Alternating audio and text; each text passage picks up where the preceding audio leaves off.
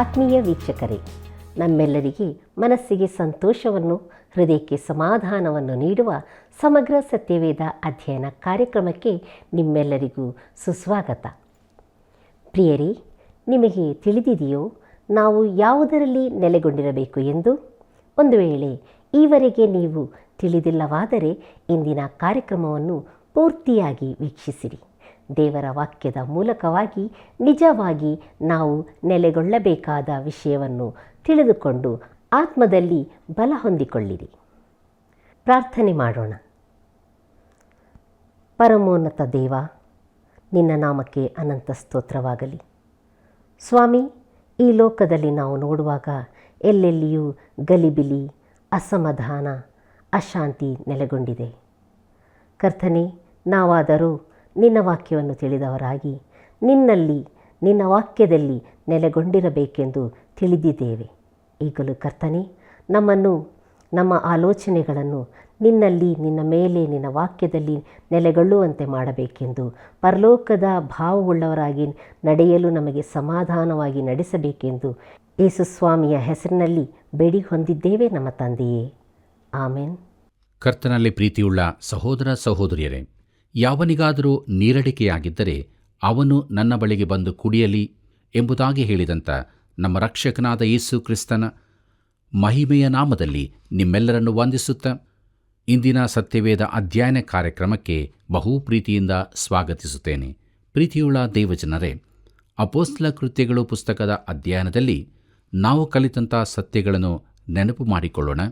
ಅವುಗಳನ್ನು ನಮ್ಮದಾಗಿ ಮಾಡಿಕೊಂಡು ದೇವರ ವಾಕ್ಯಕ್ಕೆ ವಿಧೇಯರಾಗಿ ಜೀವಿಸೋಣ. ಈ ದಿನವೂ ಕೂಡ ದೇವರ ವಾಕ್ಯವನ್ನು ನಾವು ಧ್ಯಾನಿಸುವಾಗ ಅಪೊಸ್ತಲ ಕೃತ್ಯಗಳು 13ನೇ ಅಧ್ಯಾಯ 42ನೇ ವಚನವನ್ನು ಗಮನಿಸೋಣ. ಅಲ್ಲಿ ಹೀಗೆ ನೋಡುತ್ತೇವೆ: ಪೌಲನೂ ಬಾರ್ನಬನೂ ಸಭಾಮಂದಿರವನ್ನು ಬಿಟ್ಟು ಹೋಗುತ್ತಿರುವಾಗ ಜನರು ಈ ಮಾತುಗಳನ್ನು ಬರುವ ಸಬ್ಬತ್ ದಿನದಲ್ಲಿಯೂ ನಮಗೆ ಹೇಳಬೇಕೆಂದು ಕೇಳಿಕೊಂಡರು ಎಂಬುದಾಗಿ. ಪ್ರೀತಿಯುಳ್ಳ ದೇವಜನರೇ, ಅಲ್ಲಿ ಅನೇಕ ಅನ್ಯಜನರಿದ್ದು ತಾವು ಈ ಸಂಗತಿಗಳನ್ನು ಕೇಳಬೇಕೆಂದು ಅವರು ಆಶಿಸಿದರು. ಮುಂದಕ್ಕೆ ನೋಡೋಣ. ಅಪೊಸ್ತಲ ಕೃತ್ಯಗಳು 13ನೇ ಅಧ್ಯಾಯ 43 ಮತ್ತು 44ನೇ ವಚನಗಳನ್ನು ಅಲ್ಲಿ ಹೀಗೆ ಬರೆದದೆ: ಸಭೆಯು ಮುಗಿದ ತರುವಾಯ ಯಹೂದ್ಯರಲ್ಲಿಯೂ ದೈವ ಭಕ್ತರಾಗಿದ್ದ ಯಹೂದ್ಯ ಮತಾವಲಂಬಿಗಳಲ್ಲಿಯೂ ಅನೇಕರು ಪೌಲ ಬಾರ್ನಬರನ್ನು ಹಿಂಬಾಲಿಸಿದರು. ಇವರು ಅವರ ಸಂಗಡ ಮಾತಾಡಿ ದೇವರ ಕೃಪಾಶಯದಲ್ಲಿ ನೆಲೆಗೊಂಡಿರಬೇಕೆಂದು ಅವರನ್ನು ಪ್ರೋತ್ಸಾಹಪಡಿಸಿದರು. ಮುಂದಿನ ಸಬ್ಬತ್ ದಿನದಲ್ಲಿ ಸ್ವಲ್ಪ ಕಡಿಮೆ ಊರೆಲ್ಲ ದೇವರ ವಾಕ್ಯವನ್ನು ಕೇಳುವುದಕ್ಕೆ ಕೂಡಿ ಬಂತು ಎಂಬುದಾಗಿ. ಪ್ರೀತಿಯುಳ್ಳ ದೇವಜನರೇ, ಪೌಲನ ಮಾತುಗಳ ಕುರಿತು ಜನರಲ್ಲಿ ಚರ್ಚೆಗಳಾಗಿರಬಹುದು. ಮುಂದಿನ ಸಬ್ಬತ್ ದಿನದಂದು ಇಡೀ ಪಟ್ಟಣವೇ ಪೌಲನ ಪ್ರಸಂಗ ಕೇಳಲು ನೆರೆದು ಬಂದಿತ್ತು. ದೇವರ ಕಾರ್ಯಗಳನ್ನು ಗಮನಿಸಿರಿ. ಅಪೊಸ್ತಲ ಕೃತ್ಯಗಳು 13ನೇ ಅಧ್ಯಾಯ 45ನೇ ವಚನ ಹೀಗೆ ಹೇಳುತ್ತದೆ: ಆದರೆ ಜನರು ಗುಂಪು ಗುಂಪಾಗಿ ಬರುವುದನ್ನು ನೋಡಿ ಯಹೂದ್ಯರು ಮತಾಭಿಮಾನದಿಂದ ತುಂಬಿದವರಾಗಿ ಪೌಲನು ಹೇಳಿದ ಮಾತುಗಳಿಗೆ ಎದುರ್ಚಂಡಿಸುತ್ತಾ ದೂಷಿಸುತ್ತಾ ಇದ್ದರು ಎಂಬುದಾಗಿ. ಕರ್ತನಲ್ಲಿ ಪ್ರಿಯರೇ, ಈಗ ಅಲ್ಲಿ ದೊಡ್ಡ ಗಲಭೆಯುಂಟಾಯಿತು. ಯಾಕಂದರೆ ಅಲ್ಲಿನ ಸಭಾಮಂದಿರದ ಪ್ರಮುಖ ಧಾರ್ಮಿಕ ನಾಯಕರು ಪೌಲ ಬಾರ್ನಬರನ್ನು ವಿರೋಧಿಸಿದರು. ಅಪೊಸ್ತಲ ಕೃತ್ಯಗಳು 13ನೇ ಅಧ್ಯಾಯ 46ನೇ ವಚನದಿಂದ 49ನೇ ವಚನದವರೆಗೆ ಗಮನಿಸೋಣ. ಅಲ್ಲಿ ಹೀಗೆ ನೋಡುತ್ತೇವೆ: ಆಗ ಪೌಲನೂ ಬಾರ್ನಬನೂ ಧೈರ್ಯದಿಂದ ಮಾತಾಡಿ, ದೇವರ ವಾಕ್ಯವನ್ನು ಮೊದಲು ನಿಮಗೆ ಹೇಳುವುದು ಅವಶ್ಯವಾಗಿತ್ತು. ಆದರೆ ನೀವು ಅದನ್ನು ತಳ್ಳಿಬಿಟ್ಟು ನಿಮ್ಮನ್ನು ನಿತ್ಯ ಜೀವಕ್ಕೆ ಅಪಾತ್ರರೆಂದು ತೀರ್ಪು ಮಾಡಿಕೊಂಡದರಿಂದ ಇಗೋ, ನಾವು ನಿಮ್ಮನ್ನು ಬಿಟ್ಟು ಅನ್ಯಜನರ ಕಡೆಗೆ ಹೋಗುತ್ತೇವೆ. ಹಾಗೆಯೇ ಕರ್ತನು ನಮಗೆ ಅಪ್ಪಣೆ ಕೊಟ್ಟಿದ್ದಾನೆ. ಹೇಗೆಂದರೆ, ನೀನು ಲೋಕದ ಕಟ್ಟಕಡೆಯವರೆಗೆ ರಕ್ಷಕನಾಗಿರುವಂತೆ ನಿನ್ನನ್ನು ಅನ್ಯ ಜನಾಂಗಗಳಿಗೂ ಬೆಳಕನ್ನಾಗಿ ನೇಮಿಸಿದ್ದೇನೆ ಎಂದು ದೇವರು ಹೇಳಿದ್ದಾನೆ ಅಂದರು. ಅಲ್ಲಿದ್ದ ಅನ್ಯಜನರು ಆ ಮಾತನ್ನು ಕೇಳಿ ಸಂತೋಷಪಟ್ಟು ದೇವರ ವಾಕ್ಯವನ್ನು ಹೊಗಳಿದರು ಮತ್ತು ನಿತ್ಯ ಜೀವಕ್ಕೆ ನೇಮಿಸಲ್ಪಟ್ಟವರೆಲ್ಲರೂ ನಂಬಿದರು. ಕರ್ತನ ವಾಕ್ಯವು ಆ ಸೀಮೆಯ ಎಲ್ಲ ಕಡೆಗಳಲ್ಲಿ ಹಬ್ಬುತ್ತಾ ಬಂತು ಎಂಬುದಾಗಿ. ಕರ್ತನಲ್ಲಿ ಪ್ರಿಯರೇ, ಇಲ್ಲಿ ಒಂದು ಕ್ರಮವು ತಿರುಗಿ ನಡೆಯುವುದನ್ನು ನೋಡುತ್ತೇವೆ. ಸುವಾರ್ತೆಯು ಮೊದಲು ಯಹೂದ್ಯರಿಗೆ ತಿಳಿಸಲ್ಪಟ್ಟಿತು. ಅವರು ಅದನ್ನು ತಿರಸ್ಕರಿಸಿದರು. ಆದ್ದರಿಂದ ಸುವಾರ್ತೆಯು ಅನ್ಯಜನರಿಗೆ ತಿಳಿಸಲ್ಪಟ್ಟಿತು. ಅಪೊಸ್ತಲ ಕೃತ್ಯಗಳು 13ನೇ ಅಧ್ಯಾಯ 50ನೇ ವಚನವನ್ನು ಗಮನಿಸೋಣ. ಅಲ್ಲಿ ಹೀಗೆ ಬರೆದದೆ: ಆದರೆ ಯೆಹೂದ್ಯರು ತಮ್ಮ ಮತಕ್ಕೆ ಸೇರಿದ ಕುಲೀನ ಸ್ತ್ರೀಯರನ್ನು, ಊರಿನ ಪ್ರಮುಖರನ್ನು ಪ್ರೇರಿಸಿ ಸೌಲ ಬಾರ್ನಬರ ಮೇಲೆ ಹಿಂಸೆಯನ್ನು ಎಬ್ಬಿಸಿ ಅವರನ್ನು ತಮ್ಮ ಮೇರೆಯಿಂದ ಆಚೆಗೆ ಅಟ್ಟಿದರು ಎಂಬುದಾಗಿ. ಪ್ರಿಯರೇ, ಅವರನ್ನು ಊರಿನಿಂದ ಹೊರಕ್ಕೆ ಹಾಕಿದರು, ಬಲವಂತವಾಗಿ ಊರು ಬಿಟ್ಟು ಹೋಗುವಂತೆ ಮಾಡಿದರು. ಸುವಾರ್ತೆಗೆ ವಿರೋಧವು ಪ್ರಾರಂಭವಾಗುವುದನ್ನು ನಾವು ನೋಡುತ್ತೇವೆ. ಅಪೊಸ್ತಲ ಕೃತ್ಯಗಳು 13ನೇ ಅಧ್ಯಾಯ 51 ಮತ್ತು 52ನೇ ವಚನವನ್ನು ಗಮನಿಸೋಣ. ಅಲ್ಲಿ ಹೀಗೆ ನೋಡುತ್ತೇವೆ: ಇವರು ತಮ್ಮ ಕಾಲಿಗೆ ಹತ್ತಿದ ಧೂಳನ್ನು ಅವರ ಮೇಲೆ ಜಾಡಿಸಿಬಿಟ್ಟು ಇಕೋನ್ಯಕ್ಕೆ ಹೋದರು. ಶಿಷ್ಯರಾದವರು ಸಂತೋಷಪೂರ್ಣರು, ಪವಿತ್ರಾತ್ಮ ಭರಿತರೂ ಆದರು ಎಂಬುದಾಗಿ. ಪ್ರೀತಿಯುಳ್ಳ ದೇವಜನರೇ, ರಕ್ಷಣೆ ಹೊಂದಿದವರ ಸ್ಥಿತಿಯನ್ನು ಗಮನಿಸಿರಿ. ಅವರು ಸಂತೋಷಭರಿತರು, ಪವಿತ್ರಾತ್ಮದಿಂದ ತುಂಬಿದವರೂ ಆಗಿದ್ದರು. ದೇವರಿಗೆ ಮಹಿಮೆಯಾಗಲಿ. ಕರ್ತನಲ್ಲಿ ಪ್ರಿಯರೇ, ಇಲ್ಲಿವರೆಗೆ ನಾವು ಅಪೊಸ್ತಲ ಕೃತ್ಯಗಳ ಪುಸ್ತಕದ 13ನೇ ಅಧ್ಯಾಯದ ಧ್ಯಾನವನ್ನು ಮಾಡಿ ಮುಗಿಸಿದ್ದೇವೆ. ದೇವರಾತ್ಮನು ನಮ್ಮನ್ನು ನಡೆಸಿದ್ದಾನೆ. ದೇವರ ವಾಕ್ಯದ ಮೂಲಕ ನಾವು ಕಲಿತುಕೊಂಡಂಥ ಸತ್ಯಗಳಿಗಾಗಿ ದೇವರಿಗೆ ಸ್ತೋತ್ರ ಹೇಳುತ್ತಾ ಅಪೊಸ್ತಲ ಕೃತ್ಯಗಳು ಪುಸ್ತಕದ 14ನೇ ಅಧ್ಯಾಯದ ಧ್ಯಾನವನ್ನು ಪ್ರಾರಂಭಿಸೋಣ. ಗಲಾತ್ಯ ಪ್ರಾಂತ್ಯ 14ನೇ ಅಧ್ಯಾಯದಲ್ಲಿ ಪೌಲ ಬಾರ್ನಬರು ಅಭೇದ್ಯವಾದ ವಿಗ್ರಹಾರಾಧಕರ ಕೋಟೆ ಗಲಾತ್ಯವನ್ನು ಪ್ರವೇಶಿಸುವುದರ ಕುರಿತು ನೋಡುತ್ತೇವೆ. ಪೌಲನ ಎಲ್ಲ ಸೌಹಾರ್ದಿಕ ಕ್ಷೇತ್ರಗಳಲ್ಲಿ ಗಲಾತ್ಯವು ಬಹು ಕಠಿಣವಾದದ್ದಾಗಿತ್ತೆಂದು ನನ್ನ ವೈಯಕ್ತಿಕ ಅಭಿಪ್ರಾಯ. ಇದನ್ನು ತಿಳಿಯಬೇಕಾದರೆ ಗಲಾತ್ಯರಿಗೆ ಪೌಲನು ಬರೆದ ಪತ್ರಿಕೆಯನ್ನು ಓದಿದರೆ ಸಾಕಾಗುತ್ತದೆ. ಪೌಲನ ಪತ್ರಿಕೆಗಳಲ್ಲಿ ಇದು ಅತೀ ಕಠಿಣ ಮಾತುಗಳ ಪತ್ರಿಕೆಯಾಗಿದೆ. ತಪ್ಪಾದ ಮಾರ್ಗದಲ್ಲಿ ಹೋಗುವ ಆತ್ಮಿಕ ಹಠಮಾರಿತನದ ಒಂದು ಗುಂಪಿಗೆ ಪೌಲನು ಈ ಪತ್ರಿಕೆಯನ್ನು ಬರೆದಿದ್ದಾನೆ. ಅವರು ಸತತವಾಗಿ ತಪ್ಪುದಾರಿಯನ್ನು ಹಿಡಿಯುತ್ತಿದ್ದರು. ಬೇರೆಲ್ಲ ಸಭೆಗಳಿಗಿಂತ ಹೆಚ್ಚಾಗಿ ಈ ಪ್ರದೇಶದ ಸಭೆಗಳನ್ನು ಪೌಲನು ಸಂದರ್ಶಿಸಿದ್ದನು. ಕರ್ತನಲ್ಲಿ ಪ್ರಿಯರೇ, ಪೌಲನ ಮೊದಲ ಪ್ರಸಂಗ ಪ್ರಯಾಣದಲ್ಲಿ ಪ್ರವೇಶಿಸಲಿಕ್ಕಿರುವ ಈ ಗಲಾತ್ಯ ಪ್ರಾಂತ್ಯದ ಹಿನ್ನೆಲೆಯನ್ನು ಸೂಕ್ಷ್ಮವಾಗಿ ತಿಳಿದುಕೊಳ್ಳೋಣ. ಅಲ್ಲಿನ ಜನರಿಂದಾಗಿ ಆ ಪ್ರದೇಶಕ್ಕೆ ಗಲಿಲಾಯವೆಂದು ಹೆಸರು ಬಂದಿದೆ. ಅಲ್ಲಿನ ಜನರು ಗೌಲರೆಂಬವರು. ಫ್ರಾನ್ಸಿನ ಮೂಲ ನಿವಾಸಿಗಳಂತೆ ಇವರು ಬುಡಕಟ್ಟು ಪಂಗಡದವರಾಗಿದ್ದರು. ಕ್ರಿಸ್ತಪೂರ್ವ 4ನೇ ಶತಮಾನದಲ್ಲಿ ಅವರು ರೋಮಾಯ ಪ್ರದೇಶಕ್ಕೆ ದಾಳಿ ಮಾಡಿ ರೋಮನ್ನು ವಶ ಮಾಡಿಕೊಂಡರು. ಬಳಿಕ ಅವರು ಗ್ರೀಸಿಗೆ ಬಂದು ಕ್ರಿಸ್ತಪೂರ್ವ 280ರಲ್ಲಿ ಡೆಲ್ಫಿಯನ್ನು ಸ್ವಾಧೀನ ಮಾಡಿಕೊಂಡರು. ಬಿಥೂನ್ಯದ ಅರಸನಾದ 1ನೇ ನಿಕೋಮೆದೇಸನ ವಿನಂತಿಯಂತೆ ಅವರು ಅವನಿಗೆ ಸಹಾಯ ಮಾಡುವುದಕ್ಕಾಗಿ ಸಣ್ಣ ಆಸಿಯಾದಲ್ಲಿ ಸ್ಥಾಪನೆಗೊಂಡರು. ಕ್ರಿಸ್ತಪೂರ್ವ 189ರಲ್ಲಿ ಅವರು ರೋಮಾಯ ಪ್ರಜೆಗಳಾದರು ಮತ್ತು ಪ್ರತ್ಯೇಕ ಪ್ರಾಂತ್ಯವಾಗಿ ಸ್ಥಾಪಿಸಲ್ಪಟ್ಟರು. ಅವರ ಮೇರೆಗಳು ಬದಲಾಗುತ್ತಿದ್ದವು. ಪ್ರಿಯರೇ, ಅನೇಕ ವರ್ಷಗಳವರೆಗೆ ತಮ್ಮ ಭಾಷೆ, ಆಚಾರಗಳನ್ನು ಉಳಿಸಿಕೊಂಡಿದ್ದರು. ಪೌಲನು ತನ್ನ ಪ್ರಥಮ ಪ್ರಸಂಗ ಪ್ರಯಾಣದಲ್ಲಿ ಸ್ಥಾಪಿಸಿದ ಸಭೆಗಳಲ್ಲಿ ಕೆಲವು ಈ ಗಲಾತ್ಯ ಪ್ರದೇಶದಲ್ಲಿಯೂ ಇದ್ದದರಿಂದ ಪೌಲನು ಸಾಮಾನ್ಯವಾಗಿ ಅವುಗಳನ್ನು ಗಲಾತ್ಯ ಸಭೆಗಳೆಂದೇ ಕರೆಯುತ್ತಿದ್ದನು. ಪ್ರಿಯರೇ, ಜನರು ಸುಂದರವಾದ ಪೌರಾತ್ಯರಾಗಿದ್ದರು. ಯುರೋಪ್ ಹಾಗೂ ಬ್ರಿಟಿಷ್ ದ್ವೀಪಗಳ ಮೂಲ ಜನರಂತೆ ಅಮೆರಿಕದಲ್ಲಿ ಬಂದು ನೆಲೆನಿಂತ ಜನರ ಹಾಗೆ ಈ ಗಲಾತ್ಯರು ಅದೇ ಸ್ವಭಾವ ಗುಣಲಕ್ಷಣಗಳನ್ನು ಹೊಂದಿದವರಾಗಿದ್ದರು. ಕೈಸರನು ಅವರ ಕುರಿತಾಗಿ ಹೀಗೆ ಹೇಳಿದ್ದನು: ಈ ಗಲಾತ್ಯದ ಬಲಹೀನತೆಯೇನೆಂದರೆ ಅವರು ಚಂಚಲ ಮನಸ್ಸಿನವರಾಗಿದ್ದು ಬದಲಾವಣೆಗೆ ಆಶೆಪಡುವವರು, ನಂಬಿಕೆಗೆ ಅನರ್ಹರೂ ಆಗಿದ್ದರು. ಆಗಿನ ಕಾಲದ ಇನ್ನೊಬ್ಬ ಬರಹಗಾರನು ಅವರ ಕುರಿತು ಹೀಗೆ ಬರೆದಿದ್ದಾನೆ.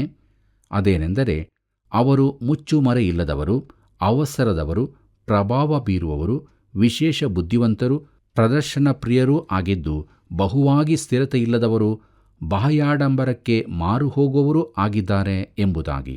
ಪ್ರಿಯರೇ, ಪೌಲನು ಅವರಿಗೆ ಬಹು ಕಠಿಣವಾದ ಪತ್ರವನ್ನು ಬರೆದಿದ್ದನು. ಅವರಿಗೆ ಇಂಥ ಕಠಿಣತೆಯ ಅಗತ್ಯವಿತ್ತು. ವಿಶ್ವದಲ್ಲಿ ಹೆಸರುವಾಸಿಯಾದ ದೇಶವೊಂದರ ಹೆಚ್ಚಿನ ಜನರು ಇವರಂತೆ ಇದ್ದಾರೆ. ಒಮ್ಮೆ ಒಬ್ಬ ನಾಯಕನನ್ನು, ಇನ್ನೊಮ್ಮೆ ಇನ್ನೊಬ್ಬನನ್ನು ಹಿಂಬಾಲಿಸುತ್ತಾರೆ. ಈ ದೇಶದ ಚುನಾವಣೆಯನ್ನು ವೀಕ್ಷಿಸಲು ಬಹು ಆಸಕ್ತಿಯುಂಟಾಗುತ್ತದೆ. ಅವರು ಬಾಯಿ ಮಾತಿನಲ್ಲಿ ತಪ್ಪಿ ಏನಾದರೂ ಹೇಳಿಬಿಟ್ಟರೆ ಇಡೀ ಜನತೆ ಇನ್ನೊಬ್ಬ ಉಮೇದ್ವಾರನ ಕಡೆಗೆ ವಾಲುತ್ತಾರೆ. ಪ್ರಿಯರೇ, ನಾವು ಗಲಾತ್ಯರಂತೆ ಚಂಚಲ ಮನಸ್ಸಿನವರಾಗಿದ್ದೇವೆಯೋ? ನಮ್ಮನ್ನು ನಾವು ಪರೀಕ್ಷಿಸಿಕೊಳ್ಳೋಣ. ಪ್ರೀತಿಯುಳ್ಳ ದೇವಜನರೇ, ಈ ಎಲ್ಲ ವಿಚಾರಗಳಿಂದಾಗಿ ಈ ಭಾಗವು ನಮಗೆ ಆಸಕ್ತಿಕರವಾಗಿ ಕಾಣಬಹುದು. ನಮ್ಮಂತೆಯೇ ಇರುವ ಜನರಿಗಾಗಿ ಬರೆದ ಪತ್ರವಾಗಿರುವುದರಿಂದ ಗಲಾತ್ಯರಿಗೆ ಬರೆದ ಪತ್ರವನ್ನು ಮಾರ್ಟಿನ್ ಲೂಥರನು ಸಭಾ ಪುನಃಸ್ಥಾಪನೆಗಾಗಿ ಉಪಯೋಗಿಸಿದ್ದನು. ಮುಂದಕ್ಕೆ ನಾವು ನೋಡೋಣ ಇಕೋನ್ಯದಲ್ಲಾದ ಕಾರ್ಯ ಎಂಬುದಾಗಿ. ಅಪೊಸ್ತಲ ಕೃತ್ಯಗಳು 14ನೇ ಅಧ್ಯಾಯ 1ನೇ ವಚನ ಹೀಗೆ ಹೇಳುತ್ತದೆ: ಇಕೋನ್ಯದಲ್ಲಿ ಪೌಲ ಬಾರ್ನಬರು ಅದೇ ಪ್ರಕಾರವಾಗಿ ಯಹೂದ್ಯರ ಸಭಾಮಂದಿರದೊಳಗೆ ಹೋಗಿ ಬಲವಾಗಿ ಮಾತನಾಡಿದ್ದರಿಂದ ಯಹೂದ್ಯರಲ್ಲಿಯೂ ಗ್ರೀಕರಲ್ಲಿಯೂ ಬಹುಮಂದಿ ನಂಬುವರಾದರು ಎಂಬುದಾಗಿ.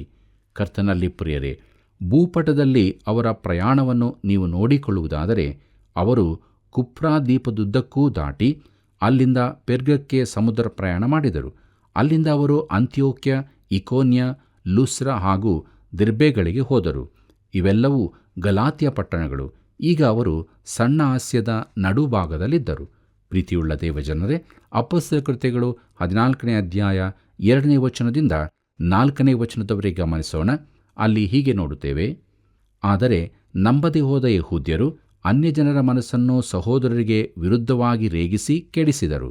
ಹೀಗಿರಲಾಗಿ ಪೌಲ ಬಾರ್ನಬರು ಬಹುಕಾಲ ಅಲ್ಲಿದ್ದು ಕರ್ತನು ಅವರ ಕೈಯಿಂದ ಸೂಚಕ ಕಾರ್ಯಗಳು, ಅದ್ಭುತ ಕಾರ್ಯಗಳು ಆಗುವಂತೆ ದಯಪಾಲಿಸಿ ತನ್ನ ಕೃಪಾವಾಕ್ಯಕ್ಕೆ ಸಾಕ್ಷಿ ಕೊಟ್ಟಿದ್ದರಿಂದ ಆತನ ಮೇಲೆ ಭರವಸವಿಟ್ಟು ಧೈರ್ಯದಿಂದ ಮಾತಾಡುತ್ತಿದ್ದರು.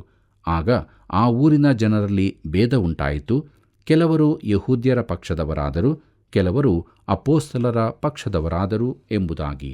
ಪ್ರೀತಿಯುಳ್ಳ ಸಹೋದರ ಸಹೋದರಿಯರೇ, ಪೌಲ ಬಾರ್ನಬರಿಂದಾಗಿ ಆ ಪಟ್ಟಣದಲ್ಲಿ ಭೇದ ಉಂಟಾಯಿತು. ಪೌಲ ಬಾರ್ನಬರು ಯಹೂದ್ಯರಾಗಿದ್ದರಿಂದ ಅವರು ಯಾವಾಗಲೂ ಮೊದಲು ಯಹೂದ್ಯರ ಬಳಿಗೆ ಹೋಗಿ ಆ ಬಳಿಕ ಅನ್ಯ ಜನರ ಬಳಿಗೆ ಹೋಗುತ್ತಿದ್ದರು. ಅಪೊಸ್ತಲ ಕೃತ್ಯಗಳು 14ನೇ ಅಧ್ಯಾಯ 5ನೇ ವಚನದಿಂದ 7ನೇ ವಚನದವರೆಗೆ ಗಮನಿಸೋಣ. ಅಲ್ಲಿ ಹೀಗೆ ನೋಡುತ್ತೇವೆ: ಅನ್ಯಜನರು ಯಹೂದ್ಯರೂ ಕೂಡಿ ತಮ್ಮ ಅಧಿಪತಿಗಳ ಸಮ್ಮತಿಯಿಂದ ಅಪೊಸ್ತಲರನ್ನು ಅವಮಾನಪಡಿಸುವುದಕ್ಕೂ ಕಲ್ಲೆಸೆದು ಕೊಲ್ಲುವುದಕ್ಕೂ ಪ್ರವರ್ತಿಸಿದಾಗ ಅಪೊಸ್ತಲರು ಅದನ್ನು ತಿಳಿದು ಓಡಿಹೋಗಿ ಲುಕವೋನ್ಯದಲ್ಲಿದ್ದ ಲುಸ್ರ, ದೆರ್ಬೆ ಎಂಬ ಊರುಗಳಿಗೂ ಅವುಗಳಿಗೆ ಸೇರಿರುವ ಸೀಮೆಗೂ ಹೋಗಿ ಅಲ್ಲಿ ಸುವಾರ್ತೆಯನ್ನು ಸಾರಿದರು ಎಂಬುದಾಗಿ. ಪ್ರೀತಿಯುಳ್ಳ ದೇವಜನರೇ, ಇಕೋನ್ಯದಲ್ಲಿ ಅವರಿಗೆ ಒಳ್ಳೆಯ ಸ್ವಾಗತ ಸಿಗದಿದ್ದರಿಂದ ಅವರು ಲುಸ್ರ, ದೆರ್ಬೆ ಊರುಗಳಿಗೆ ಓಡಿಹೋದರು. ಆದರೆ ಅವರು ಹಿಂತಿರುಗುವಾಗ ಇಕೋನ್ಯದ ಮೂಲಕವಾಗಿ ಬಂದದರಿಂದ ಅಲ್ಲಿ ಕೆಲವು ವಿಶ್ವಾಸಿಗಳಿದ್ದರೆಂದು ತಿಳಿಯಬಹುದು. ಮುಂದಕ್ಕೆ ನಾವು ನೋಡೋಣ ಲುಸ್ರಾದಲ್ಲಾದ ಘಟನೆಗಳು ಎಂಬುದಾಗಿ. ಅಪೊಸ್ತಲ ಕೃತ್ಯಗಳು 14ನೇ ಅಧ್ಯಾಯ 8ರಿಂದ 10ನೇ ವಚನದವರೆಗೆ ಗಮನಿಸುವಾಗ ಹೀಗೆ ನೋಡುತ್ತೇವೆ: ಲುಸ್ರಾದೊಳಗೆ ಕಾಲುಗಳಲ್ಲಿ ಬಲವಿಲ್ಲದ ಒಬ್ಬ ಮನುಷ್ಯನು ಕೂತಿದ್ದನು. ಅವನು ಹುಟ್ಟುಕುಂಟನಾಗಿದ್ದು ಎಂದಿಗೂ ನಡೆಯದೇ ಇದ್ದವನು. ಪೌಲನು ಆಡುವ ಮಾತುಗಳನ್ನು ಅವನು ಕಿವಿಗೊಟ್ಟು ಕೇಳುತ್ತಿದ್ದನು. ಪೌಲನು ಅವನನ್ನು ಸ್ಥಿರವಾಗಿ ನೋಡಿ ವಾಸಿಯಾಗುವುದಕ್ಕೆ ಬೇಕಾದ ನಂಬಿಕೆಯೂ ಅವನಲ್ಲಿ ಉಂಟೆಂದು ತಿಳಿದು, ನಿನ್ನ ಕಾಲೂರಿ ನೆಟ್ಟಗೆ ನಿಂತುಕೋ ಎಂದು ಮಹಾಧ್ವನಿಯಿಂದ ಹೇಳಿದನು. ಕೂಡಲೇ ಆ ಮನುಷ್ಯನು ಹಾರಿ ನಡೆದಾಡಿದನು ಎಂಬುದಾಗಿ. ಪ್ರೀತಿಯುಳ್ಳ ದೇವಜನರೇ, ನಾವು ಈ ಮೊದಲು ನೋಡಿದಂತೆ ಪೌಲ ಬಾರ್ನಬರಿಗೆ ಸೂಚಕ ಕಾರ್ಯಗಳನ್ನು ಮಾಡುವ ವರವಿತ್ತು. ಅವರು ಈ ಸ್ಥಳಗಳಿಗೆ ಸುವಾರ್ತೆ ಸಾರುವುದಕ್ಕೆ ಬರುವಾಗ ಅವರಲ್ಲಿ ಹೊಸ ಒಡಂಬಡಿಕೆ ಇರಲಿಲ್ಲ. ಅವರಿಗಿದ್ದ ಅಧಿಕಾರವೇನು? ತಮ್ಮ ಸಂದೇಶವು ದೇವರಿಂದ ಬಂದದೆಂದು ಅವರು ಹೇಗೆ ಹೇಳಬಲ್ಲರು? ಪ್ರಿಯರೇ, ಈ ಸೂಚಕ ಕಾರ್ಯಗಳೇ ಅವರಿಗೆ ಅಧಿಕಾರ ಸೂಚಕವಾಗಿದ್ದವು. ಅವರಿಗೆ ಅದು ಅವಶ್ಯವಾಗಿತ್ತು. ಇಂದು ನಮ್ಮ ಬಳಿ ಪೂರ್ಣ ಸತ್ಯವೇದವೂ ಇದೆ. ಜನರು ಅದನ್ನು ಅಭ್ಯಾಸ ಮಾಡಿ ಅದು ನಮಗೆ ಏನು ಹೇಳುತ್ತದೆಂಬುದನ್ನು ತಿಳಿದುಕೊಳ್ಳಬೇಕು. ಜನರು ಈ ರೀತಿ ಮಾಡುವಂತೆ ನಡೆಸಲು ನಮಗಾದರೆ ಎಷ್ಟೋ ಒಳ್ಳೆಯದು. ಪ್ರೀತಿಯುಳ್ಳ ದೇವಜನರೇ, ಕೆಲ ಸಮಯದ ಹಿಂದೆ ನನ್ನ ಜೊತೆಯಲ್ಲಿ ಒಬ್ಬ ಸಹೋದರನು ಆಟ ಆಡುತ್ತಿದ್ದನು. ಅವನು ರಕ್ಷಿಸಲ್ಪಟ್ಟವನಾಗಿರಲಿಲ್ಲ. ತಾನು ಹುಡುಕುತ್ತಾ ಇದ್ದೇನೆ ಎಂದು ಅವನು ಪ್ರಾಮಾಣಿಕವಾಗಿ ಹೇಳಿದನು. ನಮ್ಮ ಸ್ನೇಹಿತರಲ್ಲಿ ಅನೇಕರು ನಾನು ಅವನೊಂದಿಗೆ ಆಟ ಆಡಲು ಪ್ರೋತ್ಸಾಹಿಸಿದರು. ನಾನು ಅವನಿಗೆ ಸುವಾರ್ತೆಯನ್ನು ತಿಳಿಸಲು ಪ್ರಯತ್ನಪಟ್ಟೆ. ಅವನಿಗೆ ಸುವಾರ್ತೆಯ ಸತ್ಯಾಂಶಗಳು ತಿಳಿದಿದ್ದವು. ಮಾತ್ರವಲ್ಲದೆ ಆ ಸತ್ಯಗಳನ್ನು ಅವನು ನಂಬುತ್ತಲೂ ಇದ್ದನು. ಯೇಸು ಸತ್ತು ತಿರುಗಿ ಜೀವಿತನಾಗಿ ಎದ್ದು ಬಂದಿದ್ದಾನೆ ಎಂದು ನಂಬಿದ್ದನು. ತಾನು ಯೇಸುವಿನ ಮೇಲೆ ನಂಬಿಕೆ ಇಟ್ಟರೆ ಆತನು ನನ್ನನ್ನು ರಕ್ಷಿಸ್ತಾನೆ ಎಂತಲೂ ನಂಬಿದ್ದನು. ಹಾಗಾದರೆ ಯೇಸುವನ್ನು ಯಾಕೆ ನಂಬಲಿಲ್ಲ ಎಂದು ನಾನು ಕೇಳಿದೆ. ಆಗ ಅವನು ಅನೇಕ ಹೆಸರುಗಳನ್ನು ಹೇಳತೊಡಗಿ ಅವರ ಜೀವಿತ ನಂಬಿಕೆಗೆ ಯೋಗ್ಯವಾಗಿಲ್ಲವೆಂದು ಹೇಳತೊಡಗಿದನು. ಆಗ ನಾನು ಹೇಳಿದೆ, ದಯಮಾಡಿ ನಿನ್ನ ಕಣ್ಣುಗಳನ್ನು ಅವರಿಂದ ತೆಗೆದುಬಿಡು. ಮೊದಲನೇ ಶತಮಾನದಲ್ಲಿ ಅಪೊಸ್ತಲರು ಅದ್ಭುತಗಳನ್ನು ಮಾಡಿದರು ಹಾಗೂ ಜನರು ಅಪೊಸ್ತಲರ ಮೇಲೆ ತಮ್ಮ ದೃಷ್ಟಿಗಳನ್ನಿಟ್ಟರು. ಆದ್ದರಿಂದ ಅವರ ದೃಷ್ಟಿಯನ್ನು ಅಪೊಸ್ತಲರಿಂದ ತೆಗೆದು ಯೇಸು ಕ್ರಿಸ್ತನ ಕಡೆಗೆ ತಿರುಗಿಸಬೇಕಾಯಿತು. ನೀನು ಕೂಡ ನಿನ್ನ ದೃಷ್ಟಿಯನ್ನು ದೇವರ ವಾಕ್ಯದ ಕಡೆಗೆ ತಿರುಗಿಸಿ, ದೇವರು ಇವತ್ತು ನಿನಗೇನು ಹೇಳುತ್ತಾನೆಂಬುದನ್ನು ಕೇಳು. ಆತನು ಹೇಳುವುದೇನೆಂದರೆ, ಕ್ರಿಸ್ತನ ಮೂಲಕವಾಗಿ ದೇವರೊಡನೆ ನಿನಗಿರುವ ಸಂಬಂಧವು ಅತಿ ಮುಖ್ಯವಾದದ್ದು. ನೀನು ಮುಂದೆ ದೇವರ ಎದುರು ನಿಲ್ಲುವಾಗ ನೀನು ಈಗ ಹೇಳಿದ ಈ ಯಾವ ವ್ಯಕ್ತಿಗಳೂ ಕೂಡ ಅಲ್ಲಿ ಬರುವುದಿಲ್ಲ. ಒಂದೇ ಪ್ರಶ್ನೆ ನಿನ್ನೆದುರು ಬರುತ್ತದೆ, ಏನೆಂದರೆ ದೇವರ ವಾಕ್ಯದಲ್ಲಿ ಪ್ರಕಟವಾದ ಹಾಗೆ ಯೇಸು ಕ್ರಿಸ್ತನೊಂದಿಗಿನ ವೈಯಕ್ತಿಕ ಸಂಬಂಧ ಹೇಗಿದೆ ಎಂಬುದು. ದೇವರ ವಾಕ್ಯದ ಕಡೆಗೆ ಹೋಗು ಎಂದು ಹೇಳಿದನು. ಅವನೊಂದಿಗೆ ಇನ್ನು ಹೆಚ್ಚಿನ ಮಾತಿಗೆ ಆಸ್ಪದವಾಗಲಿಲ್ಲ. ತನಗೆ ಒಂದು ಹೊಸ ದೃಷ್ಟಿಕೋನ ದೊರಕಿದೆ. ಈ ತನಕ ಈ ರೀತಿ ತಾನು ಕೇಳಿರಲಿಲ್ಲ ಎಂದನು.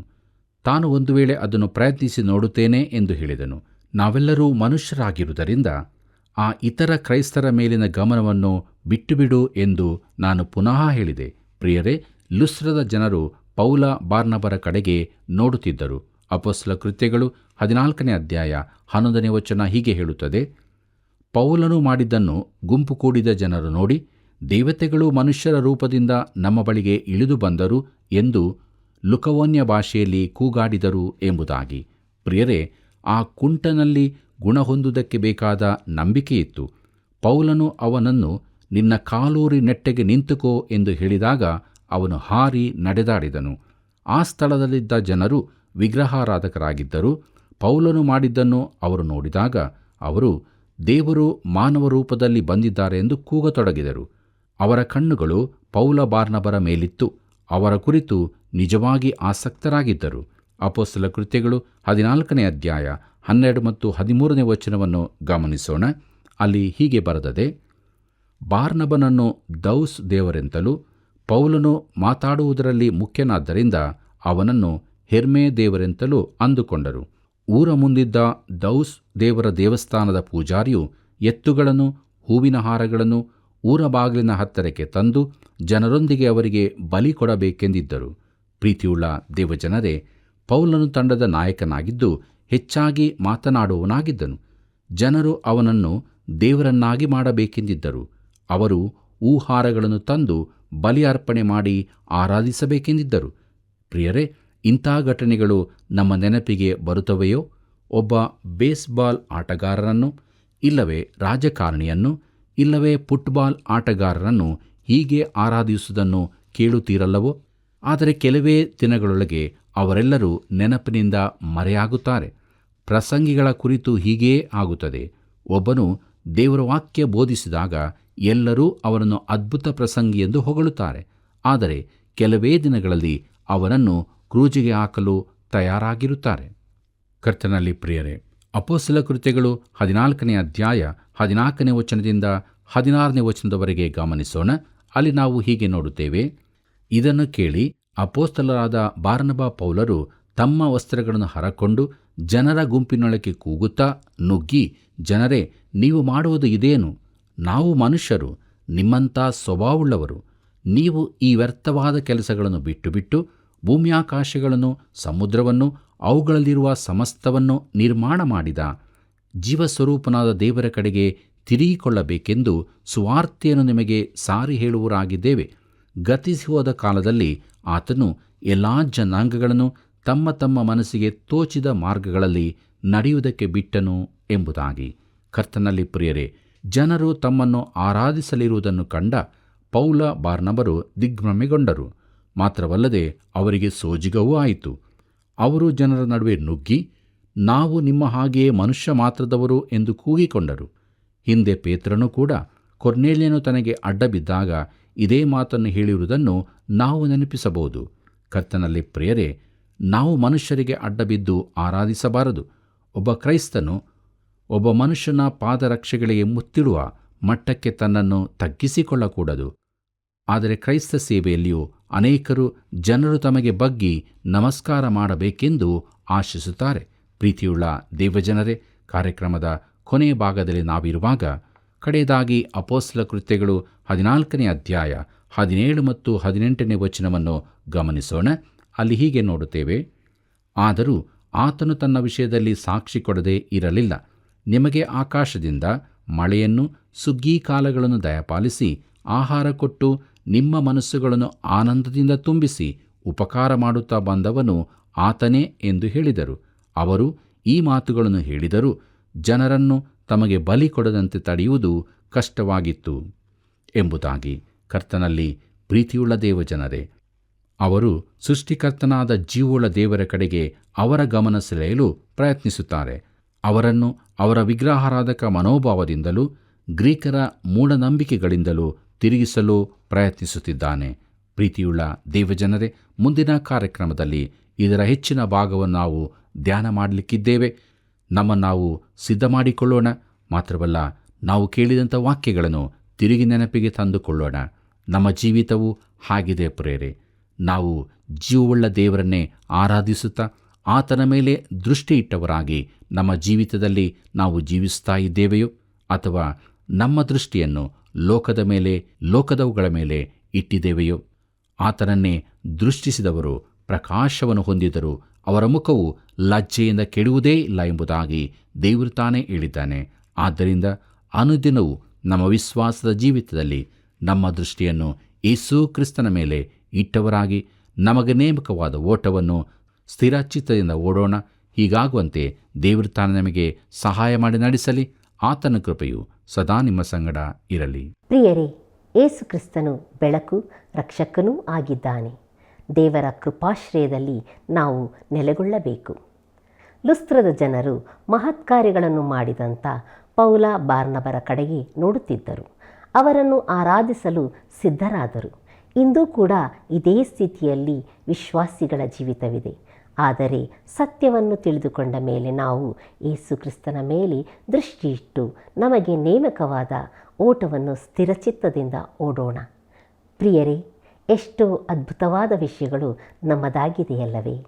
ಇತರರು ಕೂಡ ಬೆಳಕಿನ ಜೀವಿತಕ್ಕೆ ಬರುವಂತಾಗಲು ಈ ಕಾರ್ಯಕ್ರಮವನ್ನು ಬೆಂಬಲಿಸಿರಿ. ಕರ್ತನ ಕೃಪೆಯು ನಿಮ್ಮೊಂದಿಗಿರಲಿ.